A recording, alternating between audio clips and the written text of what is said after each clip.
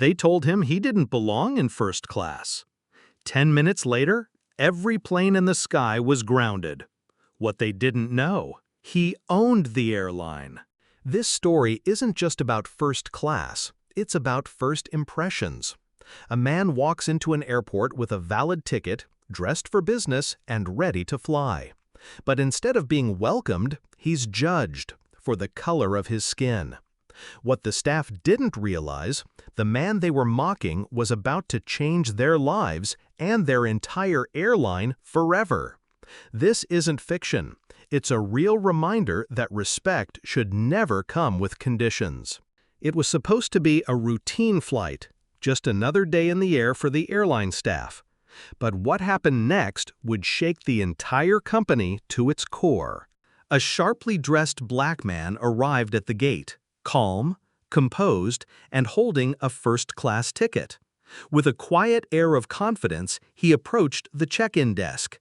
But instead of being greeted with respect, he was met with dismissive glances and whispers. One flight attendant narrowed her eyes and asked coldly, "Are you sure you're in the right line?" Another staff member chuckled and said, "First class is for premium passengers, sir."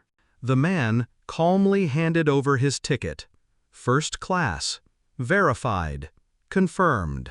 Still, the staff persisted. They looked him up and down, scanning his designer suit with disbelief, then called over a supervisor. Within seconds, he was being questioned, his ID scrutinized as though he didn't belong. All this in front of a growing line of passengers who watched the scene unfold with uncomfortable curiosity. A few people pulled out their phones. One woman could be heard saying, "They wouldn't treat a white man like that." Despite having all the valid credentials, the man was told, "We're going to have to move you to economy until we verify a few things." No apology, no explanation, just subtle humiliation masked as standard protocol. The man paused, nodded slowly, and walked away without protest. But what the staff didn't know was this: they had just insulted the wrong man. 10 minutes passed. The same staff that had mocked and judged him continued to joke at the counter, unaware that behind the scenes a storm was brewing. Because that man, he wasn't just any passenger. He was the chairman and CEO of the holding company that had just finalized a majority acquisition of the airline 48 hours ago. His team had already sent a memo announcing the change in ownership, but it clearly hadn't reached the frontline staff. Now, sitting in a quiet lounge, the CEO made one phone call. Just one. He calmly explained what had happened. His assistant, stunned, immediately looped in the legal and executive teams. Within minutes, the order was given: suspend all outbound flights for the next 24 hours, effective immediately. Across terminals, announcements rang out. All flights on this airline are temporarily delayed due to an internal systems issue. Please stand by for further information. The same staff who had denied him now stood in confusion as the flight schedule board flickered. Everything was grounded. Passengers were furious, asking for answers. And then the CEO walked back to the gate. This time, he was flanked by 2 senior executives and a camera crew documenting the transition of power.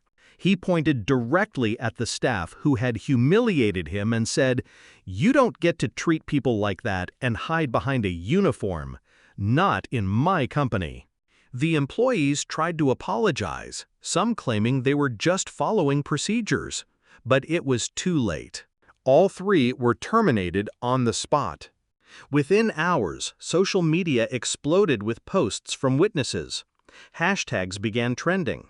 People praised the CEO not just for his position, but for standing up against subtle racism and elitism in a place where it happens too often, quietly, behind the mask of customer service. By the next day, the airline issued a formal apology. Mandatory diversity and sensitivity training was rolled out across all departments. And a new company slogan was unveiled: "Respect flies first." As for the CEO, he never once raised his voice. He never asked for special treatment. He simply reminded the world that true power doesn't scream, it acts. And when it does, the whole system listens. Because sometimes it only takes 10 minutes to change everything. In just 10 minutes, everything changed. An airline humiliated a man they thought was powerless, only to discover he was the one signing their paychecks. Let this story be a lesson. Never underestimate who you're speaking to, and never judge a person by what you think you know. Because respect isn't just good service, it's what keeps the world flying.